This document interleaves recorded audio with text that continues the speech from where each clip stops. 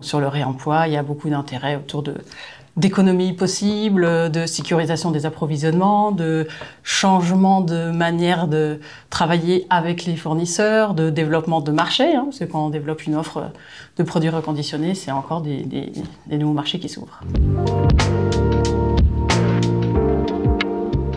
Alors j'ai deux casquettes. Une première casquette au niveau régional sur le réemploi.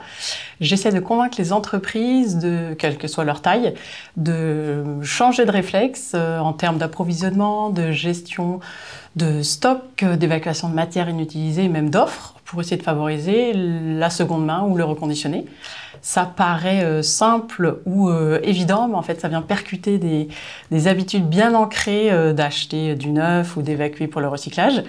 Et en plus, les filières aujourd'hui ne sont pas forcément constituées, d'où l'importance d'un accompagnement. La deuxième casquette, c'est au niveau régional, avec l'élaboration en cours de nouvelles offres à destination des collectivités et des clubs d'entreprise sur les questions de transition écologique pour le B2B.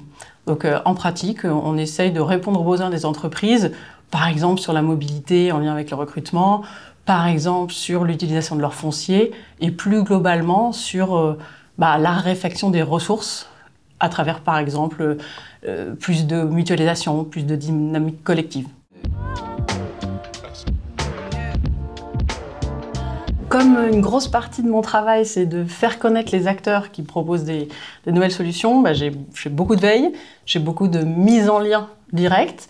Et après, on peut travailler sur des outils comme là, cette année, on a produit un annuaire des acteurs du réemploi, justement pour faciliter le passage à l'acte par une entreprise qui a envie d'y aller et qu'elle puisse avoir directement un listing pratique et concret.